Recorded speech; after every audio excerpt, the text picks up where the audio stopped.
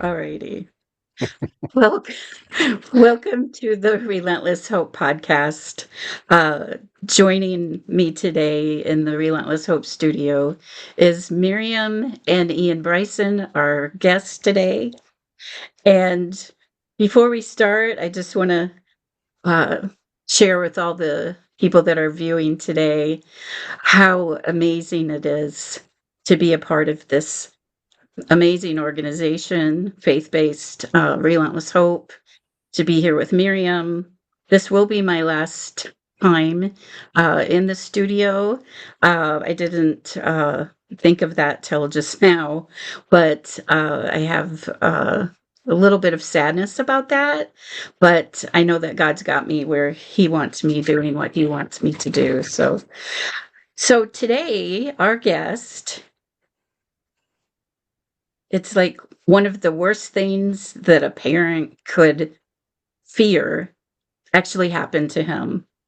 And I don't want to give too much away, but um, his story is like an absolute amazing picture of the heart of God. As a husband and father, um, he showed me through his story the picture of God's heart and his relentless pursuit, no pun intended, from the Relentless Hope studio, but his relentless pursuit, as is God's, of his heart for the people that are lost and the people that he wants to know him.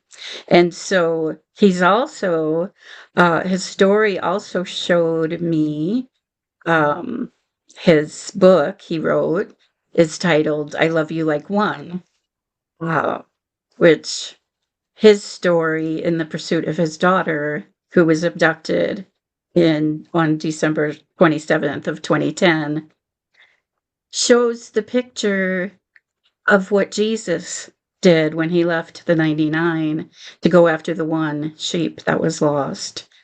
And so, without ruining his story, I just wanted to say that because when I met Ian and then I read his book and learned more about what he had been through, it just is such an amazing story of God's love. So, with us today is Ian, who holds a master's degree in political science from the University of Connecticut. And Miriam, it's good to have us being able to do this together today. Um, he spent Yes, I'm happy years, to be here. yeah, sorry. We had some technical difficulties, so a little bit rattled.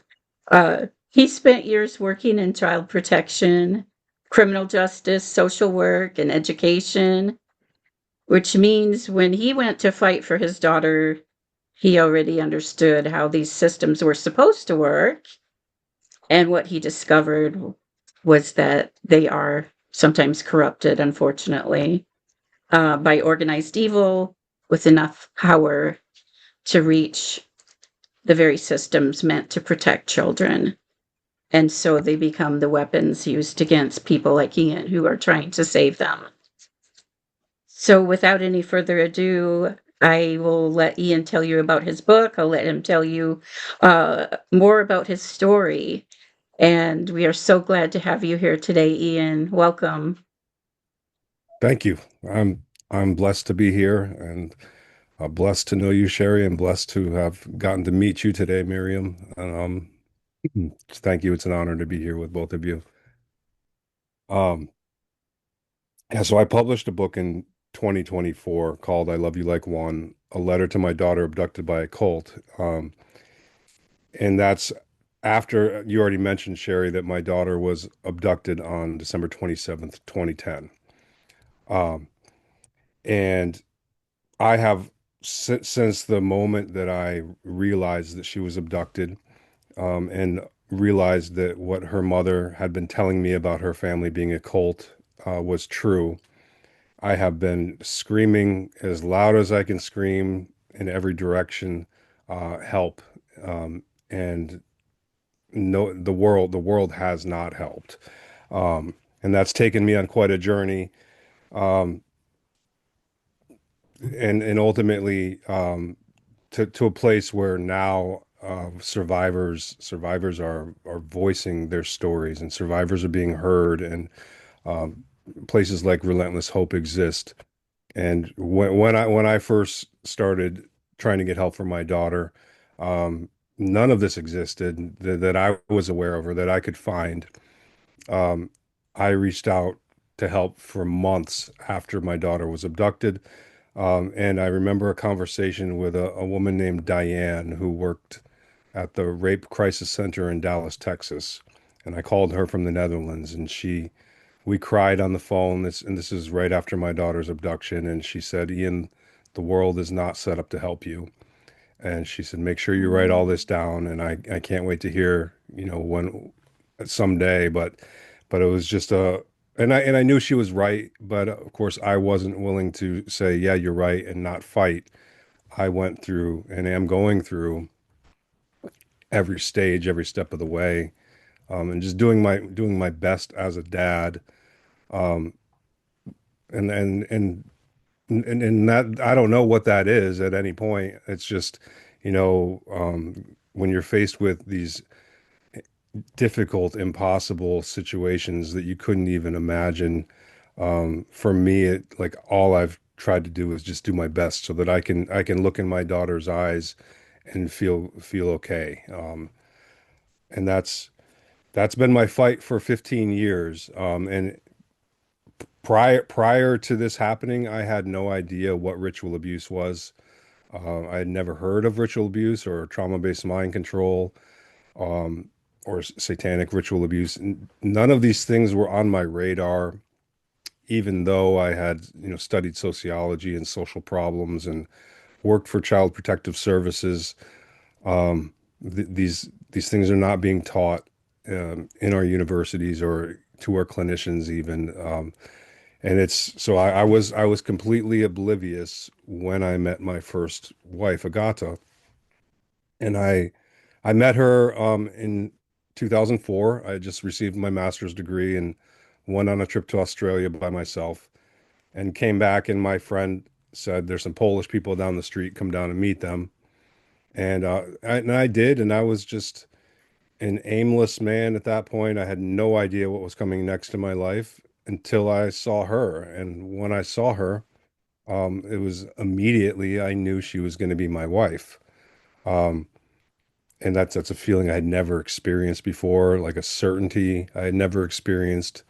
And it was just all the way that she looked at me. She and she moved in with me within a couple days. We were engaged within a couple weeks when she took a plastic ring off her finger and gave it to me and said, "Ask me to marry you." And I dove in uh, all the way with her right away, and and immediately noticed that there were things in her um, that appeared to be coming out of a trauma reaction. In my journal from 2004, I had incest question mark, borderline personality question mark. What kind of trauma is this related to? And a lot of it was the things going on with her. She had no memory of her childhood.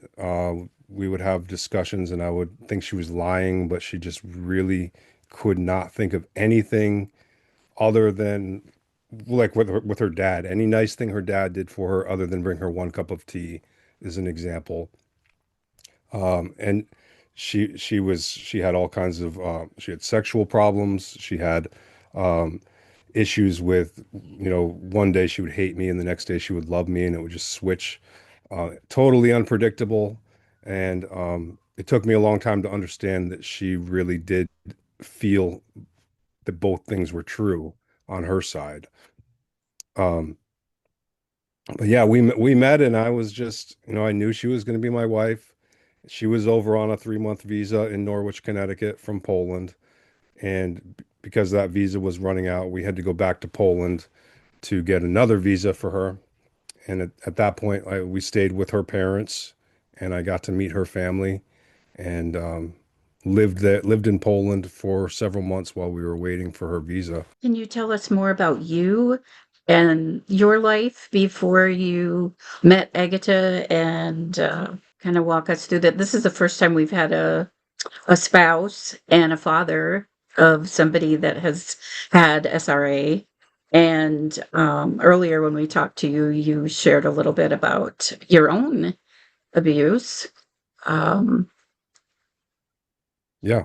Um, so I grew up in a Christian family. I was baptized in eighth grade, and like I felt the power of the Holy Spirit at that point. But the Christians that were surrounding me were kind of Sunday Christians, and when they left church, it was just back to the world, and no, none of the fire that I experienced when I decided to get baptized at a youth camp. So normal childhood, my parents spanked me, and I as a child I believed that was wrong, and I would never do that with my children. It's something like I remember having a conversation with my dad as a kid and saying, "This is wrong. I'm going to change it." And I was abused by a 12-year-old girl, a neighbor, when I was 7, and she just said, do what I tell you to do, or I'm going to tell your mom that you said this bad word." And that fear enough was I did exactly what she told me to do every time. Um, I ran away from her once in the woods, broke my collarbone, and had to go to the doctor, get an injection in my collarbone, and wear a sling for a couple months. That people just said, "Oh, he was running away from a girl." No one was looking into what was actually going on. Another time, I tried to communicate with my mom, and it's just she just wasn't there, wasn't open to the communication I was trying. And I eventually I wrote on this girl's house with crayons and markers and just scribbled and a cry for attention and help and someone to so well, how come when the adults don't know what this is happening. And I got in trouble for that and had to wash it off and apologize. And so I forgot about that entire scene, everything, until I was in my early 30s, and my daughter was coming back from trips to Poland and drawing on her own walls. And I would repaint and get a little bit annoyed, because it was more than once that I had to repaint. And I just, Adele, what can't you draw on the paper? We have this desk for you with all this paper, and but I also just wouldn't get mad at my daughter, so I just repaint it. And inside, I'm being annoyed. But I couldn't draw the connection that my daughter was doing what I was doing when I was a kid and crying out for attention. But I did at that point in my early 30s remember my own abuse.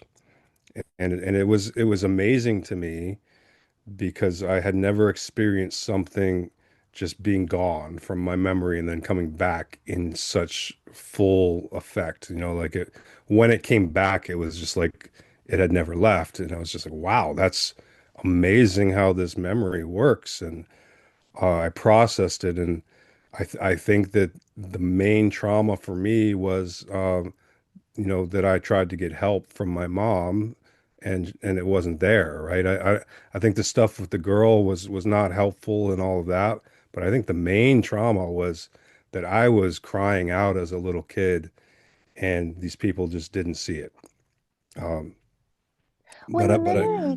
when the memory came back, was there like a kind of because you were in your 30s, you lived your whole life up to that point without having that memory, like did you question the memory? Were you like did it take a while? Did you see like were you working with a therapist or anything like that? Or was like the memory came to you and it was like solid, you knew beyond a shadow of a doubt that this is what happened?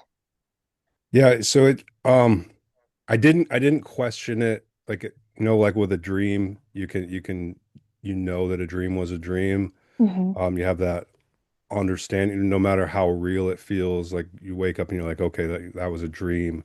With this, it was kind of like it was something else. It was just like Hmm. something I had forgotten. Like you forget where you put your keys and then you remember where they are. And it's like, Yeah. okay, Yeah. why did I Yeah. forget that and then remember that? Yeah. Because it when it returned, it was as clear as, oh yeah, of course I put my keys over there for that reason. Okay. Um, and it came back, and then I had to process it as an adult though, because I hadn't processed it as a child. Hmm. Um, so like understanding like some of my behavior stuff that I dealt with after that, I started having nightmares. I started acting out. I had some um, like it, I was a little bit frustrated with my mom, like and I tried to talk to her as a 30 something year old, like, Mom, this happened, and like I understand why and how, but this is what I was trying to do as a young kid, and she shut down and wouldn't have the conversation with me. So that hurt a little bit. Hmm. But that was before I knew my daughter was in a worse situation. And I was amazed at my lesson in memory, and amazed at, like, I felt blessed that I got to understand more about myself. Hmm. Mhm. But I didn't question it as I knew it was true. Yeah. It's Yeah. The way you explained it with the keys, that makes total sense. Mhm. So take us back to you and your wife, you're married. Shortly after that, you have your daughter, Adele. Um, and you can pick up from there. Yeah, so we came back and got married in the United States, and then our daughter was born in New London, Connecticut in 2007. And her parents came over for the birth, which was a big ordeal. We had to get them visas and show bank statements and prove that where they worked and stuff. It was a big ordeal to get them over, but they had to come over. They wanted to be here. And then right away after my daughter's birth, my wife started talking to me about moving to Europe to be closer to her family, and talking about that her family really wanted to be involved, and family support's great, and also talking to me about the things that I wanted, which was like a good job in a court, and the euro was worth double the dollar in 2008, so making more money and just being in a she she she, she was trying to convince me to go to the Netherlands, which was an easier convincing than Poland would be. Like there would be no way she would be able to convince me to move to Poland because they don't speak English, and their money's worth nothing. But the Netherlands, as a young man, I was excited about the adventure, and just, yeah, just in on board because it's what my wife wanted. Hmm. So we moved over there in 2008, and then her dad started visiting us much more often at our home in the Netherlands, and we started going to Poland pretty frequently. And it would just be like she would just say we have to go to Poland, and then we would go, and it wasn't something we really planned, except for some of the holidays. But yeah, it just then we started seeing her Polish family much more often. And the cycles with Agata were continued to where we would be very healthy as a family. She would go to Poland and come back just to the point where I would have to look for marks on her body to make sure it was the same person, because everything about her would be the opposite of what it was. And our daughter started coming back from Poland with signs of abuse as well. Bruises that she said were from grandpa, screaming about her pee-pee, nightmares and tantrums, and talking about her grandfather's private parts, and just all, every sign of abuse that a child could really have, my daughter had. But even though I knew my daughter has a bruise that she says is from grandpa and all of these other things, I couldn't draw the conclusion that she was being abused and being abused in Poland, because my wife knew. And she, like, the idea that my wife could be involved or complicit in the abuse of my daughter was impossible. It would have been as likely that I believe my wife is a Martian as to believe something like that. And how old was your daughter when all of this was going on? So we moved over to the Netherlands when she was one. Okay. During one, two, three, we were doing all this and going over there, and they were coming over, or he was coming over to our place. When I really started noticing things is her third, after her third birthday or around her third birthday. Um, and that's 2010. I was a stay-at-home dad. Um, and so I had a very close relationship with my daughter, and you know, I knew her. So like when she went away and came back different, like it struck me because it's not like an adult where they're super complicated. Mhm. This is a child that I know Yeah. very well, and she's coming back, um, just obviously traumatized. But from where I was sitting, like, um, the trauma was obvious to a certain point, but like what to do about it wasn't clear. How my wife could be involved, and that it could be like as severe as it was. Like I knew there was something I had to get to the bottom of, but I wasn't concerned about it because I because of the fact my wife knew it Hmm. couldn't be that bad. And I'm sure, she was trying to come up with a bunch of excuses and trying to cover up a lot of it, I'm sure as well, which from your perspective made things all the more confusing, I'm sure, and just more difficult for you to be able to just see, black and white, the signs. Yeah, very, very difficult. And because she would like be able to like in the midst of all this chaos just like give me attention and take my mind off of it and Hmm. make me just focus on the good things, and she could take my mind off of there's a bruise and bring it somewhere else very quickly. And but just the fact that she wasn't concerned, with the not my pee-pee screaming and my daughter having a panic attack when it's shower time. She'd just say it's a soap irritation, and I know it's a soap irritation, so we're not going to the doctor. And I was just dumbfounded. Yeah. But I have nobody else to bounce this off of, so I'm soaking it in and trying to figure it out. But it's a creature that I couldn't see. It's just that my wife, who like I trusted entirely, could be involved in the ritual abuse of our daughter, and that this happened to her, and it it just was not on my radar at all. Hmm. Even when my wife began telling me her family's a cult, and she was taking our daughter back to Poland because of mind control. She said she has Stockholm syndrome, and she said her dad created a red herring so no one would believe me. Even when she said the words, I said, you're crazy. We need help. Like, what are Hmm. you talking about? That's not happening. Yes, we need help. And the fact that you say your dad made some story up that's going to convince everyone that I'm to blame, and that is the craziest thing I've ever heard of. And that's where it was until it happened. So When at you that point, sorry, go ahead, Sherry.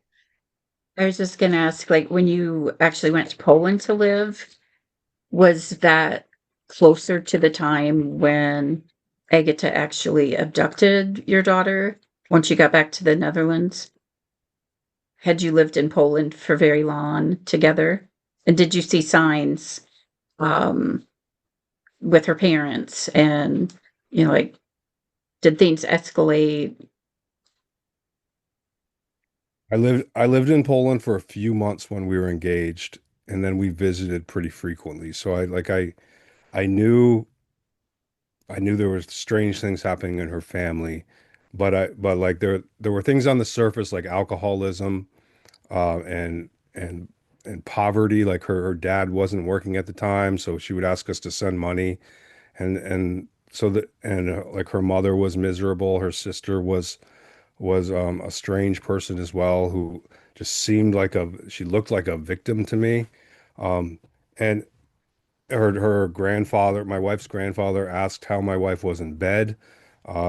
Her My wife's father said he likes young boobies, and just like these strange things were happening. Like when we went to Poland, um, my wife would say, "I'm not with you. I'm with my dad when we're in Poland. I'm his." And then she would just ditch me and like give me nothing. Like it was just, she would just like release me and be her dad's for the entire time we were in Poland.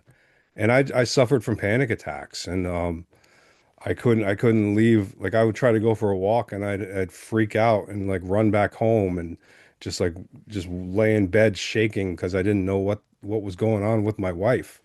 Um, and and then I was just happy when I got her back. When I got her back, then she was with me again, and I just was felt relieved and like still like kind of shaky, traumatized. Like what the heck was that? I hope it doesn't happen again. But Hmm. it's just like, all right, that's over. It feels nice to be in her love again. And the Um, panic attacks, is that something that you experienced outside of being there with her family? Like, is that something that you dealt with at home as well, or would that only happen when you were there visiting in Poland? so it happened. The panic disorder was diagnosed when was engaged to her in Poland, and Hmm. that's her mother contacted a friend doctor who got me prescribed 20 milligrams of clonazepam per day, as well as doxepin and Tegretol. I didn't take those two, but the Klonopin I got highly addicted to and just would take them like candy to just Hope. feel okay. Yeah. And when I didn't have those, it was like get whiskey or vodka and Hmm. just drink it just so I can stop shaking inside.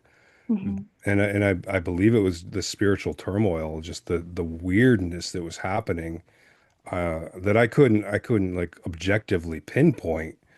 But that's how strange it was everything was strange. And you Yeah. yeah. And spiritual attack just trying to keep you in such an incapacitated state so that you wouldn't be able to interfere with what they were doing and be, step into your role as the protector. They wanted to keep you, you know, bound more or less. Yep. Yeah, and it worked. 'Cause I went from being just totally bound up and like shaking inside to just feeling great, like Mm, feeling totally anesthetized to whatever's mm-hmm, happening and mm-hmm. not caring and just like, all right, as long as I feel like this, I can deal with the rest of it. Yeah. Instead of looking at what the heck What's is the going rest of on? it. Yeah. Exactly. Yeah. Exactly. You can't ask questions and, if especially, putting you on such a high dosage of the medication, you're not going to have mental clarity. You're not going to be able to Mhm. see the signs clearly and ask the questions and be able to like follow the cookie crumbs to, what's really going on. Hmm. Yeah, and I'm sure that was intentional on their part. Like Hmm. that dosage. Hmm. When I came back to the United States and went to a psychiatrist and said I need 20 milligrams a day, they were they looked at me like I was crazy like that. But at that point, that's what I was used to, and so I got prescribed that, and I got prescribed even more as time went on. Wow. Um, yeah, and a couple times I ran out and had seizures and all kinds of benzodiazepine withdrawals, like which I had no idea how addictive that is and that you can die from Mm. withdrawing from it. Um, Hmm. but for me, it was just like surviving, just how surviving this chaotic home life with this woman who loves me one day and hates me the next. Yeah, that's got to be torment. That had to be so hard. And earlier when we talked, you mentioned uh, Catholicism, uh, along with Freemasonry. Um, that's got to be a lot of spiritual stuff going on with all Hmm. of that background. Do you want to talk more about um, like her parents, grandparents, your own? Yeah, so my my both sides of my family have Freemason backgrounds. My paternal grandfather was head of his lodge in Waterbury, Connecticut, and my maternal was also a Mason. I don't know his rank or where he went with it. But I didn't know about this stuff in my family until after my daughter's abduction and years later. My parents both told me in an odd way, and I didn't know when I was growing up. Um, and I don't know what it means for my family exactly, other than there's more going on than I'm aware of. And Hmm. you know, like my dad is an extremely dissociative person, and you know, I don't know exactly what that means, but I do know there's more going on than I'm aware of. And Hmm. the way that my family turned their backs on me through this whole process, disowned me when I published my book. Um, all of those are flags that I don't know what's going on, but I know what Freemasonry does to a family, and I know that those curses go down the generations. Um, Yeah. Were they so the 3 years that you were with your daughter, were your parents involved at all? not really. They never visited us in the Netherlands. Okay. We would Skype, especially with my mom, like at Christmas and things like that. But no, not really. They didn't know Okay. my daughter. They didn't spend time like in our home. You Hmm. know, they didn't know my wife. Um, Okay. they had very limited contact with my wife in person. Um, And was that tension during the marriage, or it was just because it was inconvenient and there were no hard feelings, or was that like a point of pressure in your relationship with your parents? no, it wasn't like a Hmm. so. Most of it, my wife and I lived in one of my dad's apartments before we moved to the Netherlands. So like we saw my dad and his second wife, and we would go out to dinner with my mom and her husband sometimes. But I was I was kind of at a place in my life where I wanted distance from my family, and I wanted to figure out like what my family was going to be and who I was as a man and as a father and a husband without like having my mother in my house all the time and stuff like that. So I Yeah. definitely didn't wasn't upset that we weren't close at that point. Okay. Um, yeah, it was fine. I was just like I was ready to move forward with our family and Hmm. figure that out. And Hmm. part of moving to the Netherlands, like I liked being having distance between the family because the family can get in and try to, you know, tell you this is that and define Yeah. things for you. And I didn't want that. I wanted to like a new experience with my wife, and we're going to raise this child. And of course, I didn't want to just like write people out forever, but um, I was fine with where we were. Yeah. And I mean, there's that natural, the Bible talks about leaving and cleaving once you get married and just taking that, role of starting your own family and wanting to walk that path out, in you guys' own space. And yeah, no, that's fine. So then when your daughter was, well, we'll let you get to the point where your daughter was abducted and I'll ask another question. Um, yeah, so we moved to the Netherlands when she was one. They were visiting. My father-in-law was visiting, and the cycles were happening with my wife, and now with my daughter, who when she came back from visits to Poland was traumatized as well. And it would after my daughter would visit Poland, it would take 2 to 3 weeks, and then those signs would I couldn't see them anymore.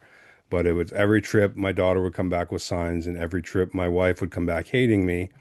Um, and my daughter stayed in Poland for a long time in around Easter 2010 because my in-laws said she had scarlet fever and might die.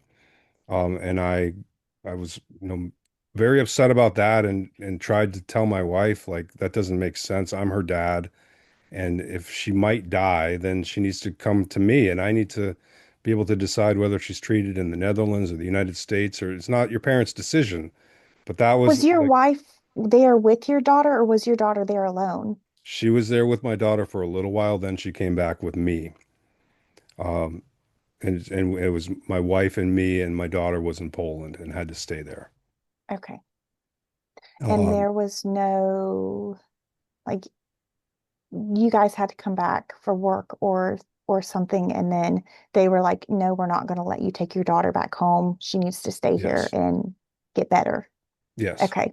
Okay. yep. And then so then eventually my daughter did come home, and like she wasn't well at first, but after a couple weeks she was back to a healthy little girl, and And my when you say she wasn't well, she was not in the sense of like the scarlet fever. It was just emotionally, mentally, you could tell like the trauma, the weight of the trauma, or was it like she was ill, like like physically? having nightmares Okay. and tantrums that I'd Okay. never seen before. Screaming about her pee pee when it was time for shower time. Not my pee pee, not my pee pee, and hyperventilating. Mm-hmm. Um, Bruises from her grandfather, and just like strange things like that. Like she Mm-hmm. would, what else? Talking about her grandfather's private parts.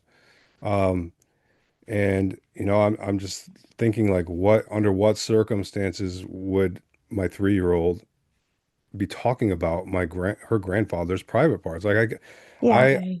I had all these signs in front of me, um, but I could not draw to the conclusion that, hey, the bruise is because she's being hit in a way that could cause a bruise. Like Mm-hmm. it was so obvious, but I couldn't see it.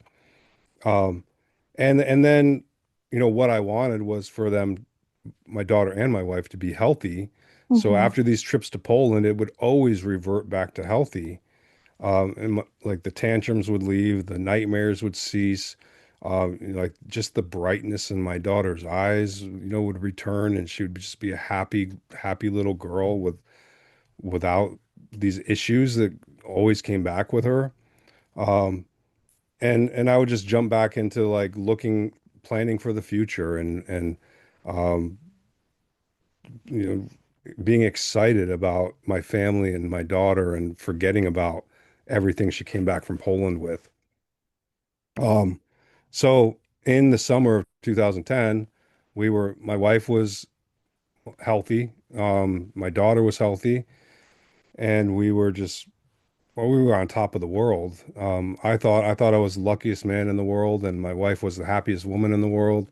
And at that point, we decided to move our family back to the United States from the Netherlands, Mm-hmm. and applied for my wife's visa because she couldn't just buy a plane ticket and go back to the United States.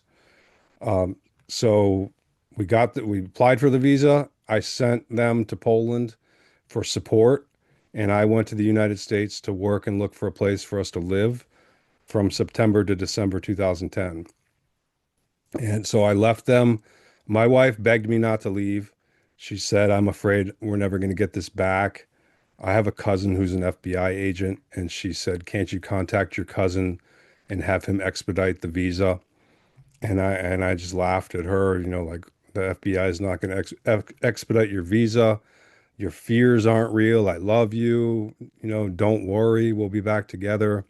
And sent them to Poland. And so for that 3 months we were apart, we communicated all the time, and she told me how much she loved me, and she couldn't wait till we were back together. And I could tell she wasn't as strong as when I left. I could see her falling apart. And a couple times I contemplated telling her just to meet me back in the Netherlands and calling it off. But I was in the United States trying to handle a lot of things, and trying to handle another international relocation of my family.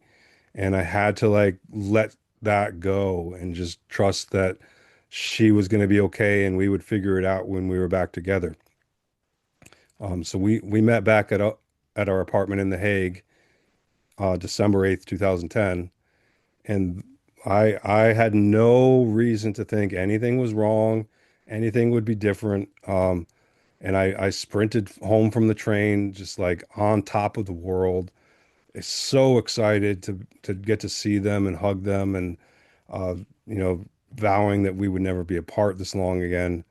And the moment I laid eyes on them, like I knew something was wrong. My daughter was unresponsive, just like huddled in my wife's chest as she held her, and my wife wouldn't look at me. And we walked upstairs, and I Mhm. tried to kiss her, and she jumped away and said, "You're hurting me. I hate you. I've always hated you." And I'm taking our daughter back to the cult in Poland.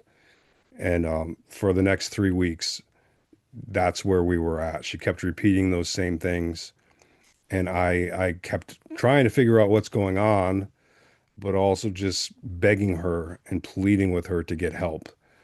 And I had a psychologist contacting her who knew both of us, and he was very concerned, but she wouldn't return his calls or go to see him. The Dutch police gave me a list of family attorneys and told me they couldn't help me. When I went there and said my daughter has, or my wife has my daughter's passport and is threatening to leave the country. So like I was just trying to maintain as much peace in my home as I could and take care of my daughter because my wife was not well at all. She had a migraine constantly and just talking about abducting our daughter. I'm going to take her back to the cult and there's nothing you're going to be able to do about it. And I was just, what are you talking about? Let's get help. We need help. Mhm. And it went like that for 3 weeks. And like I believed that it was going to switch back to I love you again. I believed I had time. I I I believe that whatever had happened in Poland, we would get to the bottom of, and at least it's not happening anymore. Now I have time to figure it out, and I'm gonna get to the bottom of it. And that's Mhm. that's what I told my wife. That's what I thought. But I also I knew something was going on. Like I told my wife I thought she was possessed, and I brought her into the computer and showed her a picture of a guy in a devil costume and said, "That's what I see when I look at you. Can't we get help?" And I Mm. prayed over her, and that was the first time I prayed in my adult life because of how scared I was. Um, and she kept telling me the same things. I couldn't get anywhere with her or convince her to get help. And 2 days after Christmas in 2010, my daughter and I spent all day outside playing in the snow. Uh, and we came back for lunch and then went back out to a farm down the street. And my daughter, when it was time to go home for dinner, my wife was texting me and saying dinner's ready, and my daughters did not want to go home. So we played hide and seek all the way back home, and I just told her mother loves her, and we had to go home. And eventually we got home, and my wife was waiting at the top of the stairs, ready to go for the first time in 3 weeks. And like I was ready for that. I had my foot down. I was keeping it tight. Like you're threatening to take our daughter. I'm not taking my eyes off our daughter. And I had kept it like that for 3 weeks. But now like she kept pressuring. Like I want to take her to get art supplies. I want to do this. Let me go. You got to support me. And my daughter didn't want to go, and she was on the couch with me. We were watching a movie. She had her arms wrapped around me. And when my wife would come into the room, like my daughter's big blue eyes would just lock with mine. And I was like, no, you're not going to the store Mm. now. The three of us can go out at a different time and eventually a guy came over who was the father of my daughter's friend and convinced me that his wife and daughter were down the street at the library. And so I said yes, that they could go to the library and see my daughter's friend.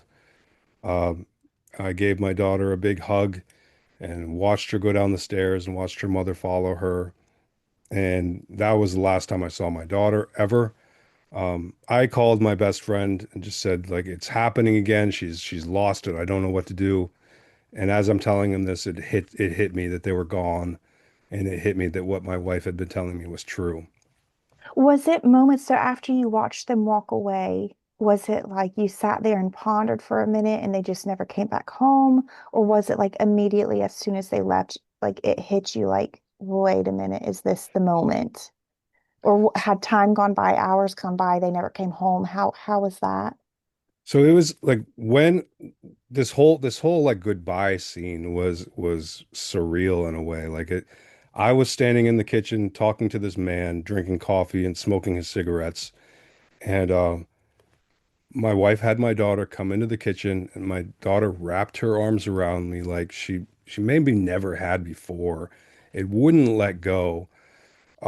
And I just so I like took my attention off this man to my daughter, hugged her, I love you. I'll see you soon. Let her go. Had to like pull her hands off a little bit because she didn't want to let go. And like, so I was just like distracted and like all of my fears had gone out the window. I was Hmm. just like, okay, you're going to see your friend. What's the problem? I love you guys. I looked at my wife. I wasn't worried about my wife. I looked at her and I remember just thinking how beautiful she is and maybe she's going to love me soon again. And just like all of all of the fears I had for those 3 weeks and all the precautions I had put in place out the window. And so I watched them leave and I still felt great. Like I almost felt like this wasn't happening. Hmm. Um, and then pretty much right when I had my house to myself, I took that opportunity to call my best friend and just started venting to him. I don't know what to do. This is happening again. And so this is like 10 minutes after they leave. It just hit me, they're gone. And the cult, mind control, all that like came back in and I'm like, oh my gosh, they're gone. And I told my friend like they're gone. I've got to go. Hmm. And I got off the phone with him. I sprinted around my house looking for signs that they in fact were gone. And my daughter's blanket were gone and her stuffed animal doll were gone. And those are things you wouldn't take Mhm. to the library. No.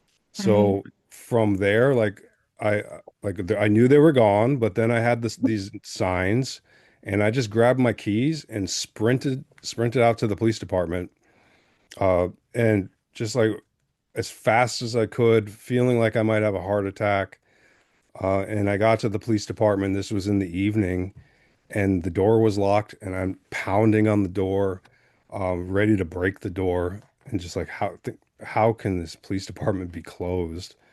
They came and opened the door, and I told them, my daughter is being taken back to Poland, and she just got back from Poland with signs of abuse. Please stop her from leaving the country.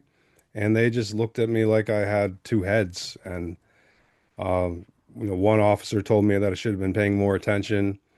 Uh, they told me that they couldn't do an investigation for child sexual abuse on a child below the age of 4 without evidence.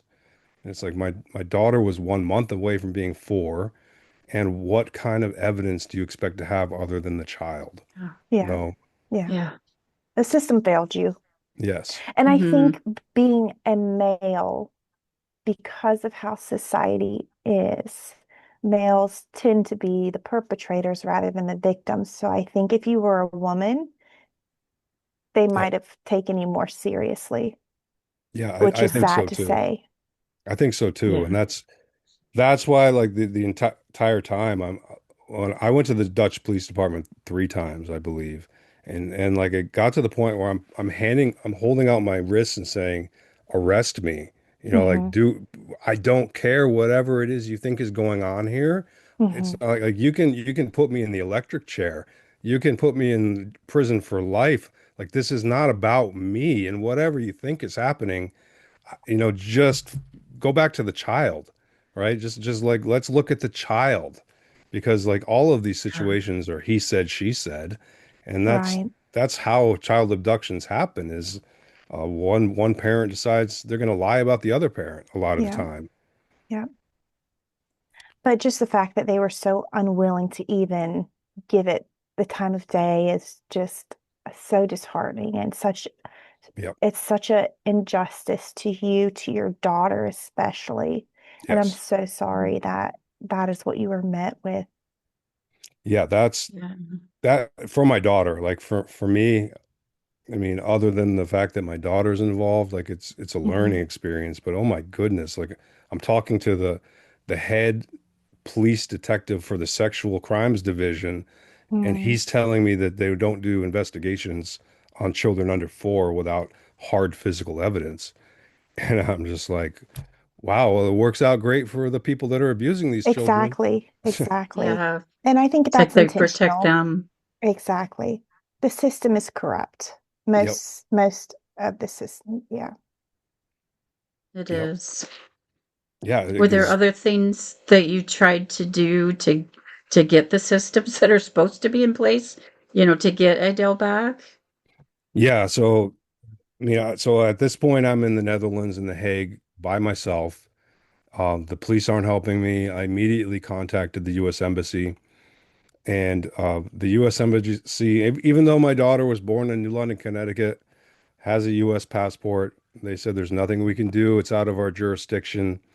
Um, when my daughter is in Poland or with her mother, because her mother's Polish, the US government doesn't consider her to be an American citizen. They consider her to be a Polish citizen.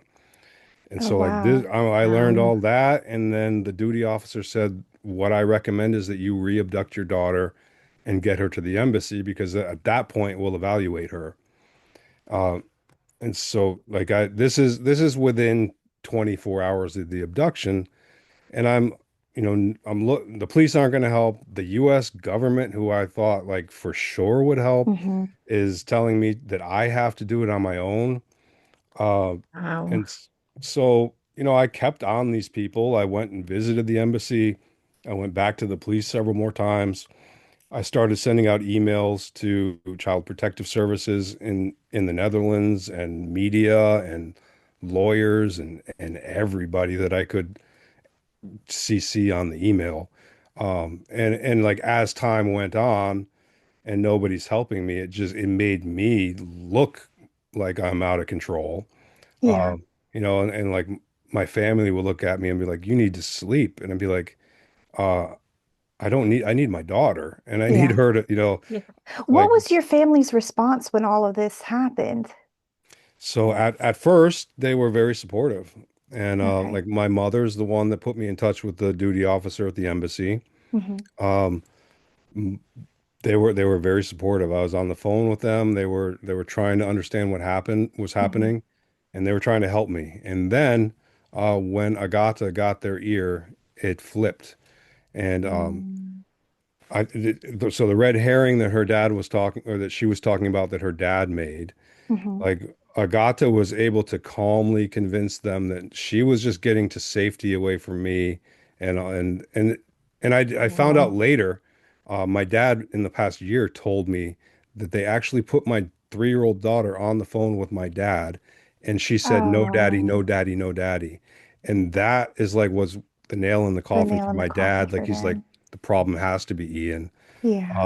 Oh So no. my dad came over from Connecticut to the Netherlands, telling me he's going to help me and that we're going to get a lawyer.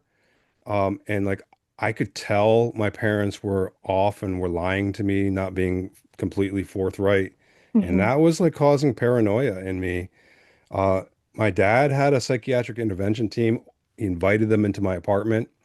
Mm. And I was very upset, and I just told these people like, look, I am sitting here at my computer trying to get help around my daughter. They left because I wasn't a threat to myself or others, and I was so upset with my dad. I almost kicked him out, but like I really needed these people. Yeah. I had Yeah. You had nobody nobody. else, Yeah. and they kept saying, "Oh, Yes. we're gonna help you. We're gonna help you." Um, I got on a plane from Amsterdam to Boston under the Hmm. impression that we were going to go back home and get a lawyer. And my mom and aunt picked me up and drove me straight to a hospital and had me involuntarily committed. So like How I were they able to do that if you had not attempted? so we we drove from Logan Airport to Connecticut. My mom pulled into a hospital parking lot, and she started crying, and she said, "I need to go inside for myself. I'm having trouble with this." And like I was just so out of whack. Like I'm dealing Hmm. with this situation for a couple weeks now on my own. I'm back home. My aunt and my mom are smiling at me and telling me they're going to get a lawyer. And I look at my mom's eyes and they're beet red. And I thought, yeah, she does need help. Hmm. So I follow her into the waiting room. And then they just say, "Mr. Bryson, this is for you. You're not leaving." And at that point, I'm just like, I started flipping out. I was like, oh my gosh. And then they came at me with like with a Halidol syringe, and I'm like, okay, I'm Oh okay. my I'll chill out. gosh. No way. I'll chill out. And so they backed off, and I got to speak to a psychiatrist, and they were going to let me go the next day. But then my mom, my dad, my aunt, my cousin all called, and I ended up spending the full 14 days observation period. Um, What were they saying against you? What was their claims to force it- you to be committed? just that I might be a threat to myself or others. That's the only thing that they could hold me on. And it was vague. It Oh my wasn't it was gosh. just because of the stink that my mom and et cetera put up. Yeah, Like yeah, it was Yeah. borderline illegal for them to do this. yeah. But because Yes. they could only do it for that 14 days or whatever, Hmm. right? Right. Like I made a motion to the court where I was gonna try to get out earlier. And then Hmm. I'm just like, no, like this is they don't have anything on me. Like they released me with a diagnosis of delusional disorder or of not delusional disorder ruled out. Released me with adjustment disorder, and it's like they don't know what happened in my house. All I'm Yeah, saying you're is in I want my distress. The daughter most evaluated. Yeah. traumatizing. Yeah, Why would my that's parents insane. know anything about this? Like That's When like they're when you have a daughter that's abducted, I mean, who wouldn't be kind of like lacking sleep on and the just verge of a on the breakdown. verge yeah. of a Yeah. breakdown, but I mean, not. But they believe more than one person, when there's more than one yeah. person saying, it's you. I'm so sorry that happened to you, Ian, Yeah. on top of everything else. Yeah. Yeah, so that's like it just solidified that my family was not on my side, and Yeah. that like it closed Yes. that door, and I was released from that situation. And I stayed. I had a friend that had died of a heroin overdose in that December. I stayed with Mm, his widow and their daughter. She just invited me in, and I became part of their family, and I taught her daughter how to ride a bike and stuff for this 3 months after they released me from that psychiatric place. I stayed with her and just kept trying to get help. I kept sending out emails and trying to convince my mom, like, mom, like, you don't have to believe everything I'm saying. Like, you don't know what cult and ritual abuse and all that means. But you can see in the evidence that I was trying to get help for Agata before this happened. You can mhm. see Yeah. that I was worried and like it doesn't add up. All I'm saying is Mhm. let's look at this little girl and you guys are Yeah. caught up in like all these other details that don't ultimately matter. Just bring it back to the simple stuff. Like, should my daughter have been taken or should she have been evaluated? And they would never go there. So Mhm. um, I had one organization, an anti-human trafficking organization in Cambodia that believed me, and he All reached the way out. in Cambodia. Yeah, Wow. he reached out and was able to get, all he could do was get the local police in Poland to knock on the door and say, we have this report. And the local police don't know what to look for or Yeah. what, Wow. all they did is ask my first wife if everything's good, and she said yes, and they closed the investigation.